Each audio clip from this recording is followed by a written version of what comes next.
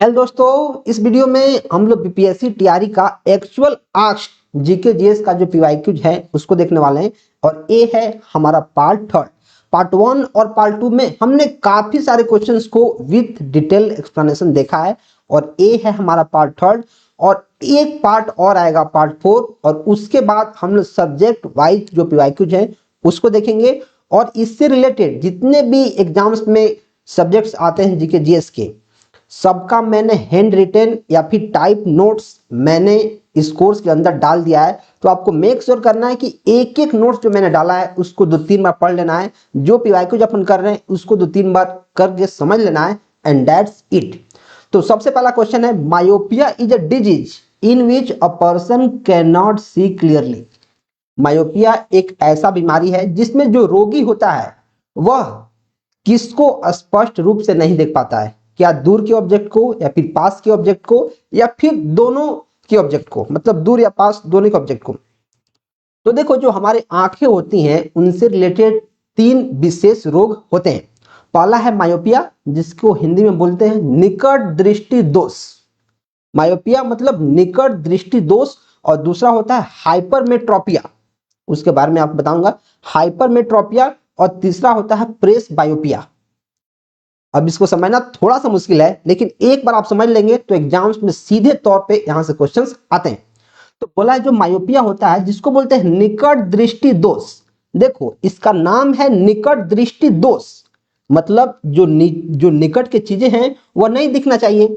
इसके हिसाब से जैसा इसका नेम सजेस्ट कर रहा है, निकट दृष्टि दोष मतलब जो नजदीक के चीजें हैं उसको देखने में असमर्थता, उसको हम नहीं देख सकते हैं। लेकिन इसका ये उल्टा होता है। निकट दृष्टि दोष मतलब इसमें आप निकट के चीजों को देख पाते हो, दूर के चीजों को नहीं देख पाते हो। जो इसका नाम है उससे उल्टा इसका काम है, इसके नेम के अपोजिट इसका काम है। बोला निकट दृष्टि दोष मतलब नजदीक के चीजों को आप नहीं देख सकते हो। लेकिन इसमें क्या होता है मायोपिया में कि निकट के चीजों को आप देख सकते हो, दूर के चीजों को आप नहीं देख सकते हो। तो क्या हो जाएगा कि आप दूर के चीजों को नहीं देख सकते हो, ऑब्जेक्ट डिस्टेंट ऑब्जेक्ट्स क्लियरली। आप दूर के चीजों को अच्छे से नहीं देख सकते हो, लेकिन पास के चीजों को देख सकते हो। वहीं होता है हाइपरमेट्रोपिया, उसमें क्या होता है कि आप नजदीक का नहीं देख पाते हो, दूर का देख पाते हो। इसका उल्टा होता है। तो चलिए एक एक बारे में समझते हैं, ठीक है। तो देखो, सबसे पहला होता है मायोपिया, जिसको बोलते हैं नियर साइटेडनेस यानी निकट दृष्टि दोष। इसमें क्या होता है सर, इसमें होता है कि आप नजदीक के चीजों को बहुत आराम से देख पाते हैं, लेकिन जो दूर की चीजें होती हैं वो ब्लर हो जाती हैं, धुंधली दिखती हैं। इमेज कहाँ बनता है, रेटिना के पहले, रेटिना के आगे। ऐसे जो इमेज बनता है, जो नॉर्मल पीपल होते हैं जैसे अभी हम लोग हैं, हम लोग को सारी चीजें दिख रही हैं, दूर की चीजें, पास की चीजें।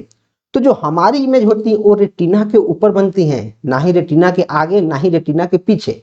लेकिन जो मायोपिया वाले लोग होते हैं, मतलब निकट दृष्टि दोष वाले, उनके जो इमेज होता है वो कहाँ बनता है, रेटिना से पहले ही बन जाएगा। फार पॉइंट नियरर, दूर बिंदु इनका पास होता है। Long eye ball, high lens power, और इनके लिए यूज होता है कनकेव लेंस। तो एग्जाम्स में डायरेक्ट क्वेश्चन बनेंगे कि जो मायोपिया के रोगी हैं उनको सही करने के लिए किस टाइप की लेंस की जरूरत पड़ती है। क्या पड़ता है, कनकेव लेंस, और इसको बोलते हैं डाइवर्जिंग लेंस। ये मैंने चीजें आपको बता दी है लेंस वाले चैप्टर में, तो आपको पता होना चाहिए। मायोपिया। दूसरा होता है हाइपरमेट्रोपिया, जिसको बोलते हैं दूर दृष्टि दोष। दूर दृष्टि दोष मतलब होना चाहिए कि दूर की चीजें नहीं दिखनी चाहिए, लेकिन उसका उल्टा होता है कि दूर की चीजें साफ दिखती हैं। जो दूर की चीजें हैं वो दिखती हैं साफ, लेकिन जो पास की चीजें हैं वो धुंधली दिखती हैं, वो साफ नहीं दिखती। इमेज बिहाइंड रेटिना, लेकिन जो इमेज बनता है वो रेटिना के पीछे बनता है। और जो मायोपिया होता है रेटिना के आगे बनता है, इसमें रेटिना के पीछे बनता है। और जो नॉर्मल पीपल होते हैं उनका एग्जैक्ट रेटिना के ऊपर बनता है। नियर पॉइंट फार्दर, और ए शॉर्ट आई बॉल, लो लेंस, और इसमें होता है कन्वेक्स लेंस की जरूरत पड़ती है, और कन्वर्जिंग लेंस इसको बोलते हैं। तो दो चीजें हमेशा याद करनी है। मायोपिया क्या मतलब है, निकट दृष्टि दोष मतलब नजदीक की चीजें दिखेंगी, दूर की नहीं दिखेंगी। इमेज रेटिना के पहले बनेगा, और कनकेव लेंस यूज होगा जिसका नाम है डाइवर्जिंग लेंस। इतना ही चीजें हाइपरमेट्रोपिया पर भी याद करना है। तीसरा होता है प्रेस बायोपिया। प्रेस बायोपिया क्या है सर? ये कोई भयंकर रोग इसको नहीं बोलेंगे, इसको ये बोलेंगे कि उम्र के साथ जो आंखों से रिलेटेड दिक्कत आती है वो होता है प्रेस बायोपिया। जैसे मान लो कि हमारे जो पेरेंट्स हैं सबका उम्र 45-50 के आसपास हो गया है, और उस उम्र तक जाने के बाद मतलब 45, 40, 45, 50 इस उम्र में आदमी का जो आंखें होती हैं वो ऐसे ही खराब होना शुरू हो जाती हैं। उनको कभी दूर का नहीं दिखेगा, कभी नजदीक का नहीं दिखेगा। तो काफी सारी इशू आती हैं, जो एज रिलेटेड इशू आती हैं उनको बोलते हैं प्रेस बायोपिया। एज रिलेटेड 40 ईयर्स, नी विजन वीक, सिलियरी मसल्स इसमें वीक हो जाता है, इसको ध्यान रखना है। Lens flexibility loss, near point, और इसको हम ठीक करते हैं बाई फोकल लेंस के द्वारा। तो ये चीजें तो एकदम रट्टा मार लेना है, जो भी करना है कि जो प्रेस बायोपिया है उसमें बाई फोकल लेंस का यूज होता है, right. Next, the term heredity chiefly refers to, जो टर्म हेरिडिटी है, हेरिडिटी उससे क्या मतलब है? तो मैंने यार आपको कंप्यूटर साइंस में एक चीज पढ़ा दिया है, इनहेरिटेंस। इनहेरिटेंस क्या होता है? एक ऐसा प्रॉपर्टी जिसके हेल्प से जो पेरेंट्स होते हैं, मतलब जो गार्जियन होते हैं, उनका कुछ प्रॉपर्टी उनके चाइल्ड में डिराइव होता है। जैसे मान लो कि किसी की मम्मी है, जिनकी जो बाल है थोड़ा ब्राउन टाइप का है, तो मोस्ट प्रोबेबली है कि उनके जो बच्चे होंगे उनका भी बाल उनके बाल की तरह होगा, ब्राउन टाइप। या फिर उनकी आंखें नीली हैं तो नीली होगी। मतलब कुछ प्रॉपर्टी पेरेंट्स की जो उनके चाइल्ड में डिराइव होता है उसको बोलते हैं हेरिडिटी, मतलब वंशानुक्रम।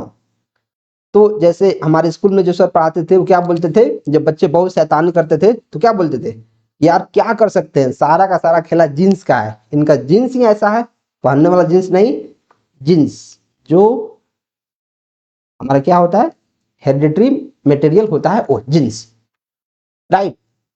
तो हेरिडिटी क्या होता है? हेरिडिटी होता है कि ऐसा प्रॉपर्टी जिससे जो हमारा जेनेटिक्स होता है वह हमारे बच्चों में जाता है, उसको बोलते हैं जेनेटिक्स। इसको ध्यान रखना है। एनाटॉमी क्या होता है? एनाटॉमी होता है स्टडी ऑफ बॉडी स्ट्रक्चर। जब किसी भी बॉडी के स्ट्रक्चर के बारे में आप बात करते हैं तो उसको बोलते हैं एनाटॉमी। जैसे कोई भी हमारा ऑर्गन्स हो गया या फिर टिश्यू हो गया। तो देखो, जो एनाटॉमी है वो क्या होता है? स्टडी ऑफ बॉडी स्ट्रक्चर, शरीर संरचना का अध्ययन। ऑर्गन्स एंड टिश्यू, ये कोई भी ट्रेड ट्रांसमिशन नहीं है और इससे कोई भी जीन इन्वॉल्व इसमें नहीं होता है। जीन मतलब जो हमारे हेरिडेटरी मटेरियल है, जिसके हेल्प से पेरेंट्स की प्रॉपर्टी उनके चाइल्ड में जाता है, राइट। नेक्स्ट, मियोसिस ये क्या होता है? Special cell division. जब कोशिका विभाजन होता है उसको बोलते हैं मियोसिस, जिसके हेल्प से गेमेट्स फॉर्म होता है और इसमें क्रोमोसोम्स आधे हो जाते हैं जिनका कोई भी रोल नहीं है जीन्स ट्रांसफॉर्मेशन में। और तीसरा जो होता है हेरिडिटी, इसके बारे जेनेटिक्स, इसके बारे में आपको बताया था कि जो हेरिडिटी होता है उसके स्टडी को जेनेटिक्स बोलते हैं। इसमें जो हमारा ट्रेट होता है, मतलब जो गुण होता है जो पेरेंट्स से चाइल्ड में जाता है, उसका स्थानांतरण होता है, मतलब वो जाता है। और जीन बेस्ड प्रोसेस है जो हमारा कोर कंसेप्ट को इसमें दिखाता है कि हाँ यही इसका आंसर होगा, right. Next, the cans in which food is packed are coated with tin and zinc, and tin and not zinc because जो हमारे खाने के डिब्बो होता है, डिब्बा जिसमें खाना रहता है, उसको टीन के बर्तन में रखा जाता है, ना कि जिंक में। क्यों? देखो, जैसे आप अगर गुलाब जामुन आपका प्रिय होगा, जैसे मेरा है गुलाब जामुन, तो आप देखते होंगे कि ये टीन के कैन में रहता है, टीन के कैन में। इसमें गुलाब जामुन, जैसे मान लो 10 गुलाब जामुन रहता है आधा किलो में, और बहुत सारा इसमें क्या रहता है, चाशनी, ओके। और ये टीन के जो कैन होता है, मतलब जो डब्बा होता है टीन का, उसमें रहता है। क्यों? जिंक में क्यों नहीं रहता है? क्योंकि यार जो जिंक है वो एक तरह से ज्यादा रिएक्टिव मेटल है, जो ज्यादा रिएक्शन करता है और वो फूड को खराब कर सकता है। जो फूड होता है उसमें पॉइजन डाल सकता है, उससे रिएक्ट करके कुछ विषाणु जीवाणु आलतू फालतू की चीजें डाल सकता है जो हमें हानि पहुंचा देगा। इसलिए क्या करते हैं, टीन को करते हैं, लेस रिएक्टिव होता है, रिएक्शन नहीं करता है और हमारे फूड अच्छे से रहते हैं। Tin is more reactive than zinc, नहीं। Zinc is more reactive than tin, मुझे सही दिख रहा है।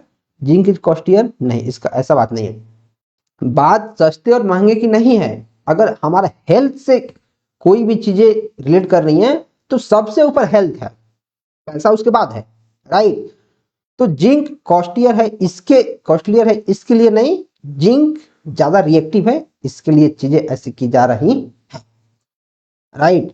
तो इस केस में आंसर हमारा क्या हो जाएगा, the cans in which food is packed are coated with tin not zinc because tin is more reactive, zinc is more reactive, zinc is costlier than tin।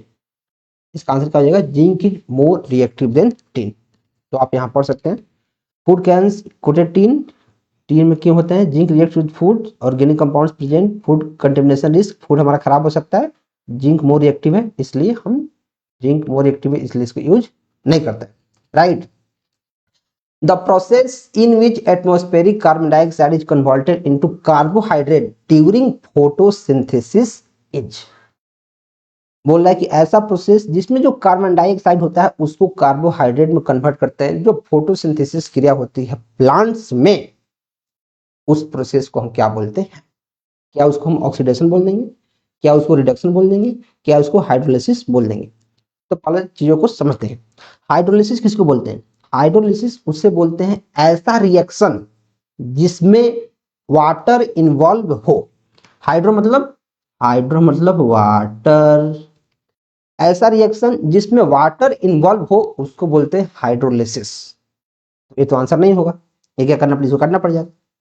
Oxidation क्या होता है, ऑक्सीडेशन होता है लॉस ऑफ इलेक्ट्रॉन्स, जो electrons होते हैं उनका loss होना, लॉस ऑफ इलेक्ट्रॉन्स, और गेन ऑफ ऑक्सीजन, ऑक्सीजन का गेन होता है गेन ऑफ ऑक्सीजन। और जो हमारा क्या होता है रिडक्शन, क्या होता है रिडक्शन होता है gain of electron, gain of electron और gain of hydrogen, gain of hydrogen. इसकी चिंता नहीं करनी है, मैंने पीपीटी पे सारा चीज लिख दिया है, बस मैं यहाँ लिख समझा रहा हूँ। तो इसका जो एक्चुअल आंसर होगा वो क्या होगा, रिडक्शन। क्यों, क्योंकि इसमें इलेक्ट्रॉन्स का गेन होता है, इलेक्ट्रॉन ज्यादा आता है और हाइड्रोजन भी आता है, जो इसको कार्बोहाइड्रेट में हेल्प कन्वर्ट करने में हेल्प करता है, राइट। तो ऑक्सीडेशन क्या है, loss of electron, gain of oxygen, और वैसे ही रिडक्शन क्या है, gain of electrons, gain of hydrogen, और जिससे CO2 रिड्यूस होता है और कार्बोहाइड्रेट फॉर्म होता है। तो इसका आंसर हो जाएगा। और हाइड्रोलिसिस मतलब जो वाटर को यूज करता है, जैसे मैंने आपको बता दिया है, right. Next, the quality of a printer is determined by, जो प्रिंटर होता है, तो मैंने आपको यार कंप्यूटर साइंस में काफी सारी चीजें पढ़ाई हैं, और बोल रहा है कि जो प्रिंटर है उसके क्वालिटी को हम किस में मेजर करते हैं, डायरेक्ट करते हैं डॉट्स पर इंच में, डॉट्स पर इंच, इसको कर लेना याद। इसका क्या मतलब है, इसका मतलब ये है कि जैसे मान लो कि हमारे पास कोई A1 या फिर A4 साइज पेपर है, और एक इंच में जितना ज्यादा डॉट होगा उतना हाई क्वालिटी का हमारा प्रिंट होगा। समझ रहे हो मैं क्या बोल रहा हूँ, मैं ये बोल रहा हूँ कि एक इंच में जितना ज्यादा डॉट होगा, जैसे मान लो 5 डॉट है तो क्या अच्छा दिखेगा, नहीं दिखेगा। 50 डॉट है तो पूरा भरा हुआ दिखेगा, लगेगा कि पूरा का पूरा फुल है। तो इसको डायरेक्ट मापते हैं किसमें, डॉट्स पर इंच। इसको तुरंत याद कर लेना है, डायरेक्ट क्वेश्चन आ सकता है। Next, trachoma disease is related to, जो ट्रेकोमा डिजीज होता है, ट्रेकोमा वो किस चीज से रिलेटेड है, क्या वो लंग से रिलेटेड है, ईयर से, आइज से। तो जो ट्रेकोमा होता है वो होता है आइज से रिलेटेड, एक तरह का इन्फेक्शन है जो आइज से रिलेटेड होता है, जो क्या है, एक बैक्टीरियल इन्फेक्शन। लंग्स में कौन से डिजीज होते हैं, ईयर्स में कौन से डिजीज होते हैं, एक एक डिजीज के बारे में अभी हम पढ़ते हैं। सबसे पहले जानते हैं ट्रेकोमा डिजीज के बारे में। ये हमारा आंख का रोग है, पता है, बैक्टीरियल इन्फेक्शन है। और क्लेमेडिया ट्रेकोमाइटिस इसको बोलते हैं, कंटेगियस डिजीज है, मतलब एक आदमी से दूसरे आदमी में ट्रांसफर हो सकता है अगर उससे कांटेक्ट में आ गए तो, जो कांटेक्ट से भी फैलता है।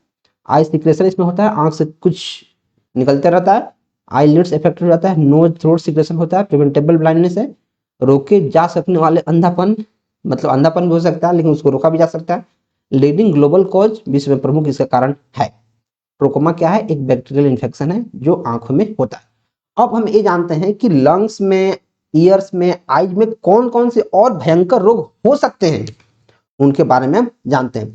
तो जो लंग्स होता है उसमें हमारा टीबी हो सकता है, निमोनिया हो सकता है, अस्थमा हो सकता है, ब्रोंकाइटिस हो सकता है, लंग कैंसर हो सकता है और भी काफी सारे रोग हो सकते हैं। वैसे ही ईयर्स में क्या हो सकते हैं, जैसे बहरापन हो सकता है, नहीं सुनाई देगा, ईयर का इन्फेक्शन लग सकता है, तो काफी सारा भयंकर रोग उसमें हो सकते हैं। लंग्स में टीबी हो सकता है, pneumonia, asthma, bronchitis, emphysema, lung cancer बोल रहा हूँ, कैंसर, और कोविड-19 लंग में ही होता है। ईयर में मध्य कर्ण शोथ, ओटिटाइटिस मीडिया, ओटिटाइटिस एक्सटर्ना बाहर वाला, डेफनेस, टिनाइट, क्या लिखा है, टिनाइटस, ईयर इन्फेक्शन और मेनियर डिजीज, ये सारी चीजें हो सकती हैं।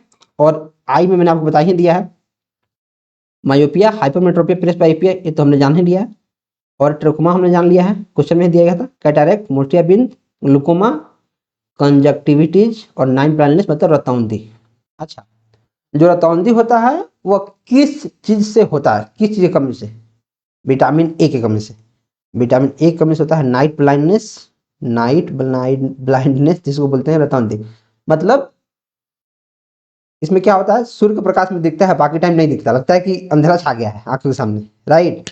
और ये किससे होता है, जैसे आप अगर गांव से बिलोंग करते होंगे तो आप जानते होंगे, एक होता है खेसारी, खेसारी का दाल, खेसारी कैसे लिखा है, ऐसे खेसारी, जो खेसारी का दाल होता है, जो लोग गांव से होंगे उनको पता होगा, जो खेसारी का दाल होता है, इसका पता नहीं इंग्लिश क्या होता है लेकिन हिंदी होता है खेसारी, ठीक है। तो जो इसका दाल होता है, अगर ज्यादा लोग इसको जो खाएगा तो उसको रतौंधी होने का संभावना रहता है। लोग क्या करते हैं गांव के लोग, कि जो मसूर होता है, मसूर या फिर जो अरहर होता है, अरहर, उसके दाल का जो प्राइस है ज्यादा होता है, इसको बेच देते हैं और ये सस्ता होता है, इसको खाते हैं मैक्सिमम लोग, तो उनको रतौंधी होने की चांस होती है, right. Next, which of the following makes use of Newton's third law of motion. Newton third law of motion को कौन दर्शाता है? तो देखो, न्यूटन के थर्ड लॉ ऑफ मोशन को जानने से पहले हम जानते हैं न्यूटन के कितने लॉ ऑफ मोशन हैं। तो टोटल लॉ ऑफ मोशन है कितना, 3। First law of motion, second law of motion और थर्ड लॉ ऑफ मोशन। तो पहला मोशन क्या बोलता है, ए बॉडी इन रेस्ट और in motion will be continuing in rest or motion until an external force applied to it। बहुत भयंकर मैंने बोल दिया। इसका मतलब यह है कि कोई बॉडी, देखो जैसे माने कोई बॉडी है, ये तब तक चलते रहेगा या फिर तब तक रुके रहेगा जब तक इस पर मैं कोई भी एक्सटर्नल फोर्स नहीं लगाता। देखो जैसे मैं इसको चला रहा हूं, चल रहा है, मैंने एक्सटर्नल फोर्स लगा दिया तो रुक गया, यहां रखा हुआ है, यहां रखा हुआ है, मैं इसको एक्सटर्नल फोर्स लगा दिया तो ये चलने लगा। तो बोलना चाह रहा है न्यूटन का फर्स्ट लॉ कि कोई भी बॉडी वो तब तक या तो रेस्ट में रहेगा मतलब आराम कर रहा है, या फिर तब तक वो घूमते रहेगा यानी मोशन में रह रहा है। कब तक, जब तक कोई भी एक्सटर्नल फोर्स नहीं लगता है उसके ऊपर, तब तक उसको बोलते हैं Newton first law of motion.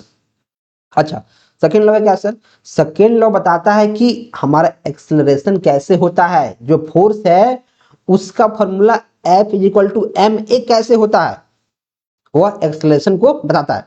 लेकिन जो थर्ड लॉ है जो हमारे क्वेश्चन में दिया गया है, वो बोलता है कि जो थर्ड लॉ ऑफ मोशन वो बोलता है कि every action has equal and opposite reaction, कि जितना फोर्स आप किसी भी चीज पे लगाओगे उतना ही फोर्स उधर से भी लगेगा।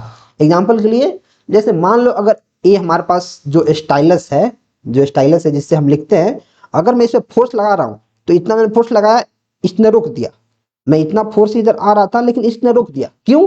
क्योंकि इसके अंदर कैपेबिलिटी है कि इतना जितना फोर्स मैंने लगाया है उतना ही फोर्स वो हमारे डायरेक्शन में लगाया है, जिससे मेरी उंगली यहाँ रुक गई है। अगर यहाँ ये नहीं रहता तो देखो, अगर यहाँ नहीं है तो मैं ले जा रहा हूँ तो मेरा जाते रह रहा है, लेकिन वहीं यहाँ बीच में कोई आ गया, मतलब इतना फोर्स से लगा रहा है तभी मेरी उंगली यहाँ रुक रही है। अच्छा, तो इसमें क्या होता है कि जितना हम फोर्स लगाते हैं उतना भी जो सामने वाला सब्सटेंस होता है, चीजें होती हैं, वो लगाती हैं। तो आर्चरी क्या होता है सर? क्या वो थर्ड लॉ ऑफ मोशन का एग्जांपल है? आर्चरी मतलब तीरंदाजी, तीरंदाजी। तो अगर आप तीर धनुष ऐसे खींच के तीर मार रहे हो धनुष से, तो आपने एक फोर्स लगाया, आपने एक फोर्स लगाया तो फिर इसके अपोजिट में भी फोर्स लग रहा है, जो धनुष हमारा लगा रहा है, तो भी हमारा हो जाएगा थर्ड लॉ ऑफ मोशन का एग्जांपल। जो स्पेस रॉकेट है, स्पेस रॉकेट जब स्पेस ऊपर जाता है तो उसकी जो धुआं होती है नीचे आता है उसी प्रेशर से, तो ये भी हमारा उसी का हो गया। लेकिन जो वेंटूरी मीटर है ये इसका एग्जांपल नहीं है। तो पहले समझो first law, body at rest at as rest, body at motion at as motion, जैसे सडन ब्रेक, ये मैंने आपको बताया है। जो सेकेंड लॉ है F इक्वल टू ma दिया है, एक्सेलरेशन का कारण है जो आप यहाँ से देख सकते हैं। जो थर्ड लॉ है एवरी एक्शन रिएक्शन का है, equal and opposite, force in pair, जैसे रॉकेट का प्रोपल्सन, जैसे हम रॉकेट भेजते हैं, तो थर्ड लॉ का एग्जांपल है, right. Next, particles which can be added to the nucleus of an atom without changing its chemical properties are. बोला है वे कण जिन्हें परमाणु के नाभिक में जोड़ने पर उनके रासायनिक गुण नहीं बदलते, मतलब कौन नॉन रिएक्टिव होता है, को आपको पता है कि जो न्यूट्रॉन्स हैं, जो न्यूट्रॉन है, न्यूट्रॉन वह क्या है, नॉन रिएक्टिव है, तो न्यूट्रॉन इसका आंसर हो जाएगा। जो इलेक्ट्रॉन है वो क्या है, निगेटिव चार्ज, जो इलेक्ट्रॉन है वो क्या है, निगेटिव चार्ज है, लेकिन जो प्रोटॉन है वो क्या है, हमारा पॉजिटिव चार्ज। तो इसके बारे में देखो, जो इलेक्ट्रॉन है वो क्या है, नेगेटिव चार्ज, आउटसाइड न्यूक्लियस होता है, सेल ऑर्बिट्स में केमिकल रिएक्शन इसमें करता है, बॉन्ड फॉर्मेशन होता है, बहुत स्मॉल मास होता है, और डिस्कवर किया गया जे थॉमसन के द्वारा 1897 में। इसको एक एक चीज को याद करना है, राइट। एक क्लास देखने से पहले उसको 3 से 4 बार पढ़ना है ताकि एक एक क्वेश्चन याद जाए, और एक क्वेश्चन फिर आए तो उसमें गलती का चांस नहीं होना चाहिए। प्रोटॉन्स क्या होता है, पॉजिटिव चार्ज, जो न्यूक्लियस के अंदर पाया जाता है, जो एलिमेंट को डिसाइड करता है एटॉमिक नंबर, और इसका जो डिस्कवर किया गया था अर्नेस्ट रदरफोर्ड के द्वारा 1919 में। अच्छा, जो न्यूट्रॉन्स होता है न्यूट्रल पार्टिकल्स होता है, और यही नॉन रिएक्टिव होता है क्योंकि इसमें कोई भी केमिकल चेंज नहीं होता है। इसको बनाया था जेम्स चेडविक ने 1932 में, इसको भी ध्यान रखने की जरूरत है। What is the full form of India, a recently formed alliance of opposition political party. तो आपको पता होगा कि एक हमारे पास है एनडीए जो मोदी सरकार का पार्टी है, और एक है इंडिया जो राहुल का पार्टी है, राहुल गांधी का, जो ऑपोजिशन पार्टी है। तो इंडिया का फुल फॉर्म क्या है, इंडिया का फुल फॉर्म है Indian national development inclusive alliance, या Indian national development for improvement alliance, या फिर Indian national development inclusive association. ये तो नहीं है, ये भी नहीं है, आंसर इसका क्या है, Indian national development inclusive alliance. Direct इसका फुल फॉर्म पूछा जा सकता है, इसको ध्यान रखना है। अच्छा, अब थोड़ा इंडिया के बारे में जानते हैं। जो इंडिया अलायंस है उसका नाम क्या है, इंडिया गठबंधन, ठीक है। इसका फुल फॉर्म ये है, मैंने आपको बता दिया है, ये अपोजिशन का पार्टी है। अच्छा, अब देखो इसमें जो पार्टी है वो सीएम का पार्टी है, मुख्यमंत्री अलग अलग स्टेट्स के मिलकर इस पार्टी को इजाद किए हैं। 7 राज्य के लोकसभा की सीट मेंबर्स है 142। कांग्रेस इसमें सबसे बड़ी पार्टी है, लोकसभा का सीट है 49, राज्यसभा का 31, टोटल एमपी है इसके 80। इसको एक एक चीज को याद रखना है, इसमें कुछ मैं आपको बता नहीं सकता हूं, इसमें क्या करना है, सीधे तौर पे याद करना है। What message was sent by Chandrayaan 2 lunar orbiter to Chandrayaan 3 landers module when it established contact with in August 2023? हालांकि करंट अफेयर का क्वेश्चन है, लेकिन फिर भी ये क्वेश्चन आ सकता है कि जो अगस्त 2023 में जब चंद्रयान 2 के ऑर्बिटर ने चंद्रयान 3 के लैंडर मॉड्यूल में संपर्क स्थापित किया था तो कौन सा संदेश भेजा गया था, ये भेजा गया था वेलकम बडी, वेलकम वेलकम वेलकम। तो चंद्रयान 2 के बारे में थोड़ा सा जानो। इसका लॉन्च हुआ था 22 जुलाई 2019 को इसरो के द्वारा। मिशन टाइप किया था orbiter plus lander plus rover, 3 चीजें थी। लैंडर का नाम था विक्रम, डायरेक्ट क्वेश्चन बनता है। रोवर का नाम था प्रज्ञान, विक्रम और प्रज्ञान, डायरेक्ट यहाँ से क्वेश्चन बनता है। और बाकी सारी चीजें लिखी गई हैं, इसको 2-3 बार पढ़ना है बस। चंद्रयान 3 के बारे में भी जानना है क्या कि 14 जुलाई 2023 को हुआ था, जब हम लोग इन्फोसिस में काम कर रहे थे, उसी में लॉन्च हुआ था। हम लोग काम छोड़ के दिख रहे थे उसको खाली, ये कैसे लॉन्च हो रहा है। एजेंसी इसरो इसको भी की थी, इसमें भी लैंडर रोवर था। इसका लैंडिंग डेट था 23 अगस्त 2023। तो इसको भी आपको ध्यान रखना है। Name the former president of China who crushed the pro democracy movement in 1989। तो पहले हमें ये जानना पड़ेगा कि जो प्रो डेमोक्रेसी मूवमेंट था वो क्या था। देखो जो प्रो डेमोक्रेसी मूवमेंट था उसका मेन डिमांड क्या था, डेमोक्रेसी में सुधार। कि जैसे इंडिया है, बोलने के लिए तो डेमोक्रेटिक कंट्री है, लेकिन क्या जो देश में चीजें होती हैं उससे आपको पता चलता है कि वो डेमोक्रेसी है? नहीं पता चलता है। तो लोग सोशल मीडिया पे सिर्फ बोलते हैं कि ये नहीं चल रहा है, वो नहीं चल रहा है, ये काम नहीं हो रहा है, लेकिन किसी का हिम्मत नहीं है कि वो सामने आके सरकार से सवाल पूछे, और कोई पूछता भी है तो उसकी छुट्टी कर दी जाती है। राइट। तो जो कौन था उस समय प्रो डेमोक्रेसी के टाइम, उसमें था जियांग जेमिन। तो अभी हम जानते हैं कि इसके बारे में, प्रो डेमोक्रेसी के बारे में। ये क्या था, डेमोक्रेसी में सुधार चाहता था। अच्छा, मूवमेंट का नाम था तियान आनमेन चौक आंदोलन, 1989 में। प्लेस था बीजिंग, और पार्टिसिपेंट थे स्टूडेंट और वर्कर्स। मेन डिमांड क्या था, डेमोक्रेसी और रिफॉर्म्स था इसका, अगेंस्ट करप्शन और अथॉरिटेरियन रूल के खिलाफ। पीसफुल प्रोटेस्ट था, leadership after crackdown. Political effect क्या हुआ था कि पॉलिटिकल पार्टी बहुत स्ट्रांग हो गई थी, और उसी समय ग्लोबल माइलस्टोन क्या हमारा हुआ कि हांगकांग रिटर्न हो गया। वर्ल्ड ट्रेड ऑर्गेनाइजेशन की स्थापना 2001 में जो ए पार्टी था उसमें प्रवेश कर गया, और सिग्निफिकेंस था इसका political control plus economic opening. जिसको सिंपली आपको पढ़ना है, पढ़ने के लिए सिर्फ है, इसको पढ़ने की जरूरत है। नेक्स्ट, एज पर geographical area, arrange the following geographic units in India in ascending order. मतलब कौन छोटा सा है कौन बड़ा है उसके ऑर्डर में इसको सजाने की जरूरत हमें है। देखो तो जो हमारे पास कोस्टल प्लेन है, कोस्टल प्लेन, कोस्टल प्लेन जो हमारे पास कोस्टल प्लेन है वो हमारा है सबसे छोटा। कोस्टल प्लेन क्या है हमारा, कोस्टल सबसे स्मॉलेस्ट है, सबसे स्मॉलेस्ट। और इसमें जो हमारा नदर्न माउंटेन्स है वो सबसे बड़ा है। इसको कैसे बोलेंगे, लार्जेस्ट बोल देते हैं, लार्जेस्ट। तो थ्री सबसे छोटा है, थ्री सबसे छोटा है, वन सबसे छोटा नहीं है, एक गलत हो जाएगा, थ्री सबसे छोटा है, ठीक है। सबसे बड़ा कौन है, नदर्न माउंटेन्स, नदर्न माउंटेन्स, ये हमारा वन हो जाएगा गलत। अब बोले भैया हमें कैसे पता, तो इसको तुरंत अब याद करना पड़ेगा। कैसे पता, तो इसको याद करना पड़ेगा कि इन चार में सबसे छोटा कौन है, कोस्टल प्लेन। बोले भैया अगर यही क्वेश्चन आ गया तब तो हम बना देंगे, अगर दूसरा क्वेश्चन आएगा हमें क्या पता, हमें क्या पता कौन बड़ा है कौन छोटा है। तो मैं बोलूंगा यार ज्योग्राफी का जब मैंने नोट्स डाला है उसको पूरा पढ़ने की जरूरत है। उसको आप पूरा पढ़ेंगे तभी आप जान पाएंगे कौन सा प्लेन, कौन सा माउंटेन, कौन सा पठार, कौन सा क्या चीजें कौन बड़ी है और कौन छोटी है। तो अभी फिलहाल इतना ध्यान रखना है कि जो कोस्टल प्लेन है वो छोटा है और जो नदर्न प्लेन है वो बड़ा है। तो यहाँ कुछ देखो तब समझ में आएगा।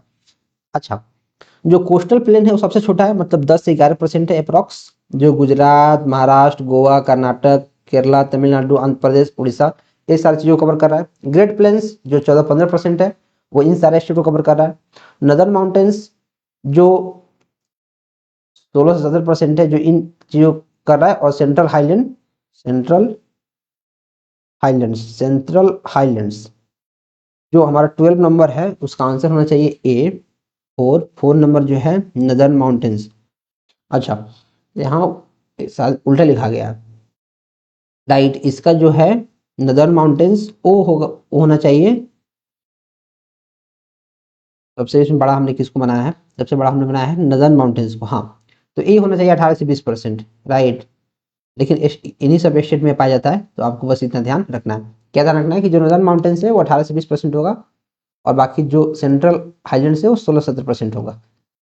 क्योंकि एग्जैक्ट डेटा ये वेरी करते रहता है, तो इसको ध्यान रखने की जरूरत है। बस इतना ध्यान रखना है कि जो कोस्टल प्लेन्स है वो पूरा जो एरिया है उसका इतना परसेंट है, ग्रेट प्लेन्स इतना परसेंट है, नदर्न माउंटेन्स इतना परसेंट है, इतना 18 से 20, और सेंट्रल हमारा 16 से 18 इतना परसेंट है। Arrange the following ranges from north to south in sequence. North to south इसको अरेंज करना है। तो देखो इसको भी समझना थोड़ा सा मुश्किल बोलेंगे, क्योंकि इसमें क्या होता है, जो पीर पंजल है ये हमारा किसमें है, हिमालयन में, हिमालयन में। बाकी जो लद्दाख, काराकोरम और जंस्कर ये तीनों है कहाँ, लद्दाख में। और लद्दाख क्या है, एक यूनियन टेरिटरी है। अच्छा, तो बोला कि सबसे नॉर्थ में कौन है, नॉर्थ में कौन है।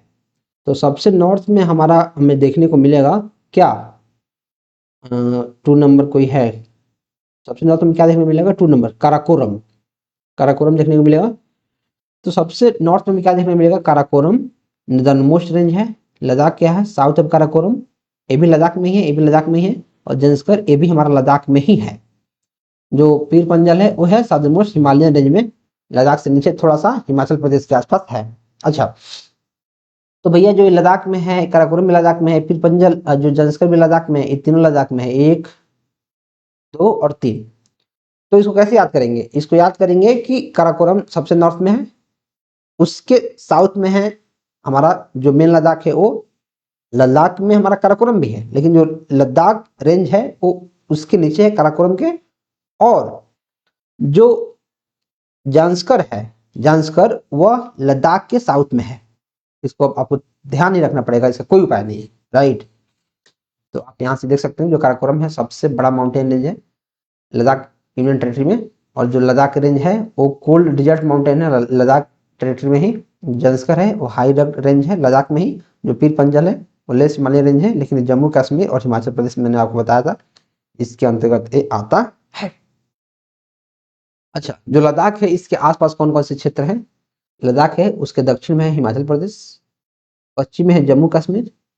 पहले जो लद्दाख था वो जम्मू कश्मीर का ही हिस्सा था लद्दाख, उसको फिर भगा दिया गया अलग। जो लद्दाख था इसको यूनियन टेरिटरी बना दिया गया। अच्छा, उत्तर और पूर्व में कौन है? चीन। और उत्तर पश्चिम में क्या है? पाकिस्तान। इसको ध्यान रखना है। During the monsoon season in India most of the cyclones have their origin. Monsoon season क्या होता है? मानसून सीजन ये होता है कि ऐसी हवाएं चलती हैं जो भारत में बारिश का कारण बनती हैं। ऐसी हवाएं जिनके चलते भारत में बारिश होती है। जो अगर मैं बात करूं तो हमारा यह 1 जून से भारत में एंट्री कर जाता है ये हवा, जो 10 डिग्री से 15 डिग्री लेटीट्यूड पे होता है। तो ये क्या करता है? जो मानसून सीजन होता है बे ऑफ बंगाल साइक्लोन में होता है पीक मंथ अक्टूबर नवंबर, लेकिन जो इसका एंट्री होता है 1 जून को हो जाता है भारत के अंदर। तो इसके बारे में आप चीज़ों चाहो तो पढ़ सकते हैं। ओरिजिनल लेटीट्यूड होता है 16 से 22 और 92 डिग्री ईस्ट निर्माण, इसको आप पढ़ सकते हैं। जुलाई द्वारा शिफ्ट होता है लगभग 18 नियर सुंदरबन डेल्टा जो होता है वेस्ट बंगाल में उसके पास आता है। जिसका एक्चुअल आंसर हमें देखने को मिलता है वो क्या मिलता है? 10 से 15 डिग्री लेटीट्यूड। इसको याद करने की जरूरत है। जो साइक्लोन का बेल्ट होता है 10 से 15 डिग्री यहाँ लिखा हुआ है, इसको ध्यान रखना है। देखो जो पीआईक्यूज हैं बहुत सारे क्वेश्चन इसी में से आ सकते हैं, बहुत सारे। तो जितना कम से कम पीआईक्यूज हैं, जो 4 पेपर हुआ है कंप्यूटर साइंस में 3, तो कितना हो जाएंगे? 31 गुने 3 93। और बाकी जो सब्जेक्ट के हैं तो सारे मिला के 900 पीआईक्यूज हैं। अगर 900 पीआईक्यूज को हम एग्जैक्ट रट्टा मार लेंगे, एग्जैक्ट समझ लेंगे, उसके ऑप्शंस को देख लेंगे, आसपास की चीजों को देख लेंगे, तो मैक्सिमम चीजें कवर हो जाएंगी। और बाकी के जो चीजें बचेंगी तो उसके लिए फुल सिलेबस पढ़ना पड़ेगा ना। तो उसके लिए हमने नोट्स डाले हुए हैं, उसको पढ़ना है, राइट। पीआईक्यूज को 2-3 बार देखना है क्योंकि इसमें से क्वेश्चन बहुत आएंगे। Which of the following area is not landslide prone? कौन लैंडस्लाइड प्रोन नहीं है? लैंडस्लाइड मतलब जहां भूस्खलन नहीं होता है। वेस्टर्न घाट, वेस्टर्न घाट जो इंडिया के वेस्ट में है, जहां भूस्खलन होता है हिमालय रीजन में होता है। लेकिन जो ईस्टर्न घाट है, ईस्टर्न, यहाँ भूस्खलन नहीं होता है। तो इसके बारे में देखो। जो वेस्टर्न घाट है उसमें तीव्र ढाल होता है, अधिक वर्षा होता है, कमजोर लैटेराइट मिट्टी होती है, बार बार भूस्खलन होता है। अच्छा, जो ईस्टर्न घाट है इसमें भूस्खलन की, इसमें लो हाइट्स के माउंटेन्स होते हैं तो भूस्खलन इसमें नहीं होता है। और जो हिमालयन रेंज है भाई उसमें तो मतलब होता ही होता है, इसमें सारी चीजें होती हैं। Which of the following coasts of India is most affected by violent tropical cyclone? Bharat के निम्नलिखित में से कौन सा तट तीव्र उष्णकटिबंधीय चक्रवातों से सबसे अधिक प्रभावित होता है? सबसे ज्यादा? क्या मलाबार कोस्ट होता है? मलाबार कहाँ है? क्या कोरोमंडल होता है? क्या फिर कौन कौन होता है? तो जो मलाबार है वो है हमारा केरला में। वो कहाँ है? केरला में। जो कोरोमंडल है वो कहाँ है? वो है तमिलनाडु में। और जो कोंकण है वो क्या है? महाराष्ट्र और गोवा के आसपास। अच्छा, तो बोला कौन सा तट है इंडिया का जो ज्यादा इनसे चक्रवातों से प्रभावित होता है? तो हमारा कौन सा क्वेश्चन है 16, तो कौन सा होता है कोरोमंडल। तो इसके बारे में हम देखते हैं, ये हमारी चीज जो मैंने लिखा है वही लिखा हुआ है। जो साइक्लिन का ओरिजिन होता है, मतलब जो चक्रवात आता है बे ऑफ बंगाल में, इंडियन ओशन इसका सोर्स है, करमंडल कोस्ट इफेक्ट होता है, इसको ध्यान रखना है। और बाकी सारी चीजों को आप पढ़ सकते हैं चाहें तो, इसको ध्यान रखने की जरूरत है, आपको सिर्फ पढ़ना है। When running water cuts through clay soil, जब चिकनी मिट्टी को काटता है तो उसको क्या बोलते हैं, क्या डिफोरेस्टेशन बोल देंगे। जब मिट्टी को काट रहा है तो डिफोरेस्टेशन नहीं बोलेंगे, क्योंकि अगर जंगल को काट रहा है तब डिफोरेस्टेशन बोलेंगे। सीट इरोजन बोल देंगे। सीट इरोजन होता है कि सीट सीट मतलब पतला लेयर, कोई पतला लेयर अगर बना रहा है तब हम बोलते हैं क्या सीट इरोजन। लेकिन यहाँ पतला लेयर नहीं बना रहा है, मिट्टी को काट रहा है, तो इसको बोलते हैं गली इरोजन, जो पतला लेयर को अंदर तक फॉर्म करता है, डीप चैनल बनाता है। तो देखो, अब जैसे मानो हमने तीन ऑप्शंस को इसमें देखा है, तो हमने जान लिया कि डिफोरेस्टेशन क्या है, कि अब पेड़ों की हम अंधाधुंध कटाई कर रहे हैं, उसको बोलते हैं डिफोरेस्टेशन। अगर मिट्टी की कटाव हो रहा है, एक छोटा सा पतला लेयर बन रहा है, पतला लेयर, तब बोलते हैं सीट इरोजन। और अगर डीप चैनल बन रहा है तो उसको बोलते हैं गली इरोजन। ठीक है सर, इसको हमने समझ लिया। और जो चीजें यहाँ लिखी गई हैं, थिन लेयर बनता है तो सीट सीट की तरह, और बाकी डिफोरेस्टेशन जो हम फॉरेस्ट को काटते हैं तो डिफोरेस्टेशन। ठीक है सर, समझ गया। Which of the following receives heavy rainfall in the month of October and November. अक्टूबर और नवंबर में कहाँ बाढ़ आता है, कहाँ बाढ़ बोल रहा हूँ, कहाँ ज्यादा बारिश आती है, कहाँ। क्या हिल्स ऑफ गारो निकासी में आ जाएगा, क्या कोरोमंडल कोस्ट में आ जाएगा, या फिर प्लेट्यू छोटा नागपुर इसमें आ जाएगा, क्या इसमें आ जाएगा, किस में आएगा। तो देखो, जो हिल्स ऑफ गारो खासी जंटिया है इसमें नहीं आता है, कोरोमंडल कोस्ट में आता है। और जो प्लेट्यू ऑफ छोटा नागपुर है इसमें नहीं आता है। इसको भी ध्यान रखने की जरूरत है कि जो हिल्स ऑफ गारो खासी जेंटिया है वो नॉर्थ ईस्ट इंडिया में होता है, ओरोग्राफिक रेनफॉल इसमें होता है, साउथ वेस्ट मानसून पीक इसका जो होता है बारिश आने का जून से सितंबर तक होता है, और लेस होता है अक्टूबर से नवंबर में।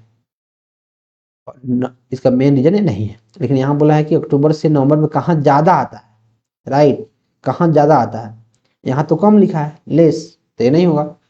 जो कोरोमंडल होगा वो साउथ वेस्ट है, इसमें अक्टूबर नवंबर में बहुत ज्यादा बारिश होता है, इसको ध्यान रखने की जरूरत है। और बाकी जो छोटा नाम तो प्लेट्यू होता है, ईस्टर्न प्लेट्यू है, मानसून रेनफॉल इसमें होता है जून से सितंबर तक, अक्टूबर नवंबर में इसमें बहुत सूखा पड़ता है, जो कि इसके आंसर सुटेबल नहीं हो रहा है। Cultivation of fruits and vegetables कल, ये जो क्वेश्चन है इतना ज्यादा इंपॉर्टेंट है कि मतलब कुछ कहा नहीं जा सकता है, बहुत ज्यादा इंपॉर्टेंट है। और इससे रिलेटेड और भी जो 10-12 क्वेश्चंस हैं वो बहुत इंपॉर्टेंट है। मैंने एक एक इससे रिलेटेड चीजों को लिख दिया है, अच्छे से पढ़ना है। फलों और सब्जियों की खेती को हम क्या बोलते हैं, जो फल होता है और जो सब्जी होता है उसकी खेती को हम बोलते हैं हॉर्टिकल्चर।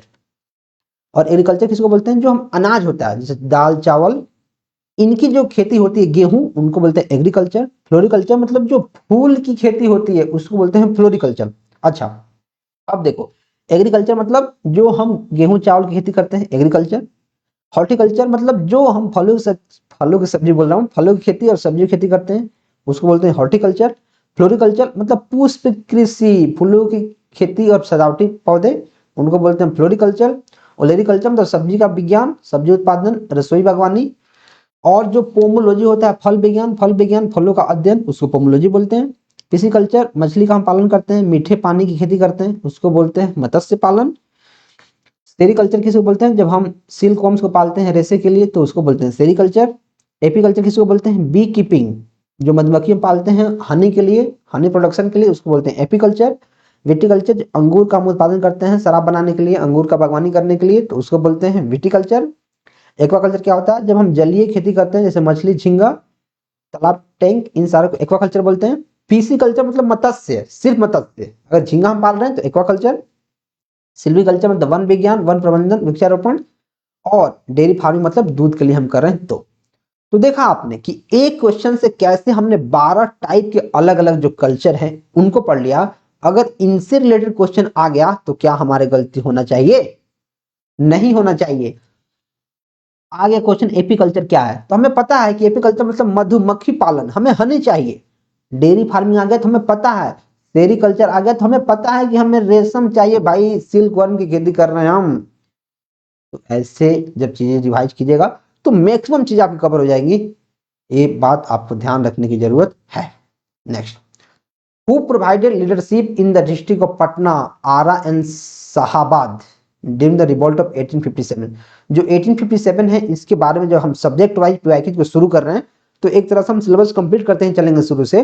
तो अभी हम सिर्फ ये जानते हैं कि जो 1897 की क्रांति हुई थी, जो 1897 की क्रांति हुई थी, उसमें पटना आरा में किनका लीडरशिप चला था वीर बहादुर कुंवर सिंह। नमदार खान एक प्रांतीय सेना थे, मतलब एक लोकल बॉडी थे। जो राजकुमार शुक्ला थे ये इन्वॉल्व नहीं थे। कौन था? कुंवर सिंह।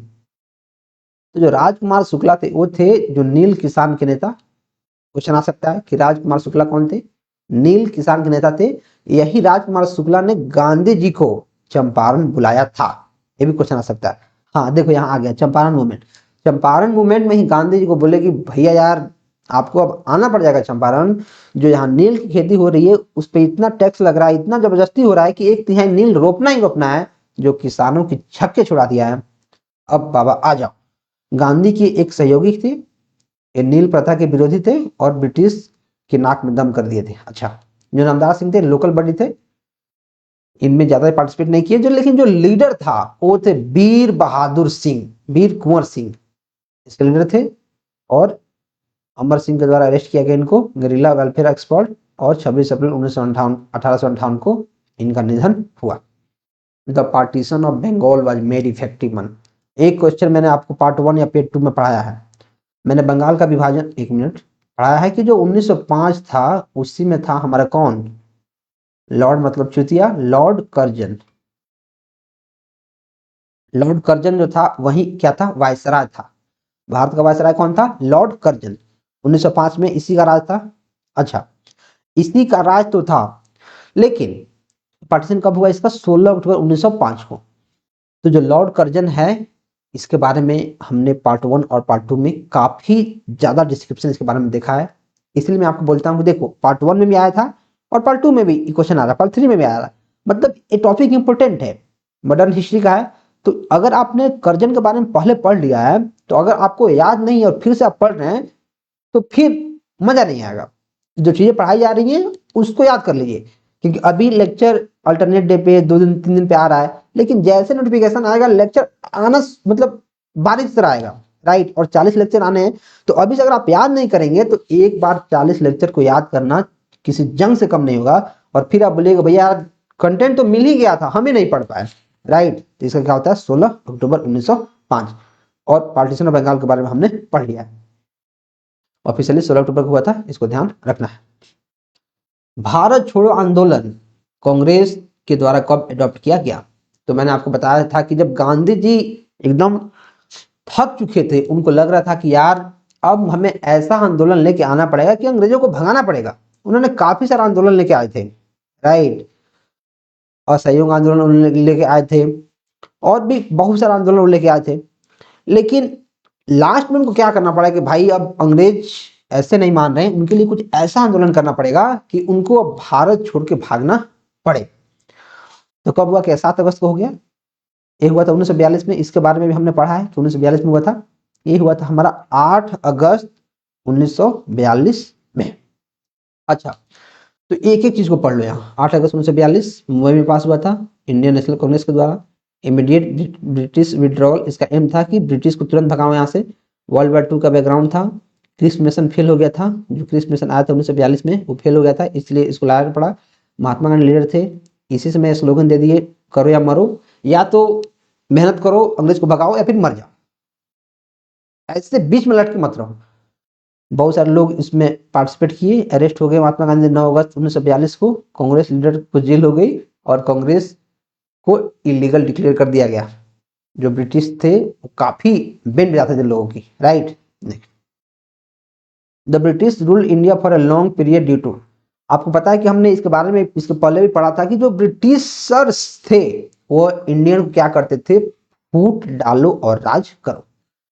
वह अलग अलग राजा को गिरफ्त में लेते थे और एक राजा को इसके प्रति भड़काते थे और दूसरे राजा को इसके प्रति भड़काते थे कि ये तुम्हारे बारे में ये बोल रहा है, तुम्हारे बारे में वो बोल रहा है, ये तुमको मार के तुम्हारे राज को हथियाना चाहता है। ऐसे इन दोनों में डिवाइड कर देते थे, लड़ा देते थे। राइट। तो मेन कारण क्या था? डिवाइड एंड रूल, फूट करो और राज करो। जो क्वीन विक्टोरिया थी, रानी विक्टोरिया की जो घोषणा थी, जो इंग्लैंड की रानी थी, किस स्थिति को जारी हुई? ये हुआ था 1 नवंबर 1858 को। इसको डायरेक्ट याद करने की जरूरत है। 1 नवंबर 1858 को हुआ था विक्टोरिया में। 1800 जो 57 की क्रांति थी, उसके बाद जो ईस्ट इंडिया कंपनी के रूल को खत्म कर दिया और ब्रिटिश क्राउन रूल हमारा शुरू हुआ। Who among the following became India's का unofficial ambassador to England? Unofficial इसके जो एम्बेसडर कौन बना था? क्या सुरेंद्र नाथ बनर्जी बन गए? क्या दादा भाई नौरोजी बन गए? क्या स्वामी विवेकानंद बन गए? जो सुरेंद्र नाथ बनर्जी थे, ये थे इंडिया के फर्स्ट जो आईपीएस आईसीएस अधिकारी थे, वो थे। लेकिन जो इसका एक्चुअल आंसर होगा दादा भाई नौरोजी, जिसको grand old man of India भी बोलते हैं। राइट। जो दादा भाई नौरोजी था, ग्रैंड ओल्ड मैन बोलते हैं। Lived and work in England, India को रिप्रेजेंट करते थे और इन्हीं को बोला गया था अनऑफिशियल एम्बेसडर ऑफ इंडिया। अच्छा, जो सुरेंद्र नाथ टैगोर थे, वो थे प्रारंभिक भारतीय राष्ट्रवादी नेता, इंडियन एसोसिएशन 1876 के संस्थापक थे, पहला आईसीएस अधिकारी थे, बाद में इनको हटा दिया गया। बंगाल विभाजन 1905 के प्रबल विरोधी भी थे, ये नहीं चाहते थे बंगाल का विभाजन हो। तो देखो 1905 जो है बंगाल का विभाजन हुआ, बहुत ज्यादा इंपॉर्टेंट है। इस समय कौन था वायसराय इंडिया का? करजन था, करजन, बहुत ज्यादा इंपॉर्टेंट है। किस डेट को हुआ था? 16 अक्टूबर 1905, बहुत जरूरी है। Who described the Government of India Act 1935 as a charter of slavery? किसने कहा कि दास्ता का चार्टर है? इसको गए थे जवाहरलाल नेहरू। मतलब बोलते नहीं, ये नहीं, none of this, Jawaharlal Nehru इसको बोले थे। तो जवाहरलाल नेहरू ने इसे दास्ता का चार्टर कहा क्योंकि इस अधिनियम में भारत को पूर्ण स्वतंत्रता नहीं दी गई थी, वास्तविक सत्ता ब्रिटिश सरकार का हाथ में थी। बस बोल दिया गया था कि भाई राज तुम्हारे हाथ में है, लेकिन सब उसको ब्रिटिशर्स चला रहे थे। तो इसलिए जवाहरलाल नेहरू ने बोला कि भाई ये दास्ता का चार्टर है, ये एक्चुअल में हमें राज नहीं मिला है। 1935-36 के दौरान जो गवर्नमेंट ऑफ इंडिया एक्ट था, उसके अधीन उन्होंने कहा था। गवर्नमेंट ऑफ इंडिया एक्ट क्या था? 1935 ब्रिटिश संसद द्वारा अगस्त 1935 में पारित हुआ था, इसलिए इसको गवर्नमेंट ऑफ इंडिया एक्ट 1935 बोलते हैं। पर्पस क्या था? प्रांतीय स्वायत्तता और संघीय ढांचा लागू करना। जो प्रोविंशियल ऑटोनॉमी थी, मतलब छोटे छोटे जो प्रोविंस थे उनके लिए। प्रांतों में द्वैध शासन समाप्त, जो डायरेक्टरी सिस्टम था उसको खत्म करना। केंद्र में द्वैध शासन लागू, जो डायरकी था, मतलब दोहरी शासन जिसको बोलते हैं, दोहरी शासन, वह सेंटर में लागू हो गया और बर्मा को भारत से अलग कर दिया गया इसी टाइम 1935 के टाइम। और उसी समय रिजर्व बैंक आरबीआई की स्थापना हुई 1935 में। डायरेक्ट क्वेश्चन यहाँ से बनता है इसी अधिनियम के द्वारा। और इसी के साथ हमारा प्रैक्टिस सेट 3 खत्म होता है और इसको कम से कम 3 बार पढ़ने की जरूरत है। आपको एक बार पढ़ने पर काफी सारी चीजें लगेंगी समझ में नहीं आई हैं, लेकिन जैसे आप 2 से 3 बार इसको पढ़ेंगे तो चीजें क्लियर होना शुरू हो जाएंगी। चलिए मिलते हैं नेक्स्ट वीडियो में, और अच्छे से पढ़ना शुरू कर दीजिए। एक एक जो पीपीटी मिल रहा है उसको 2 से 3 बार रिवीजन करना शुरू कर दीजिए और फिर देखिएगा कि आपको कैसे काफी सारी चीजें बनना शुरू हो जाएंगी। जब आप जाके मॉक टेस्ट देंगे पूरा पूरा पढ़ने के बाद, आपको लगेगा काफी सारी चीजें आपको आती हैं एक्चुअल में। राइट। चलिए मिलते हैं नेक्स्ट वीडियो में, तब तक आप इस कोर्स को अपने दोस्तों को भी रिकमेंड कर सकते हैं ताकि वो लोग भी पढ़ सकें। चलिए मिलते हैं नेक्स्ट वीडियो में। Till then keep supporting and keep exploring.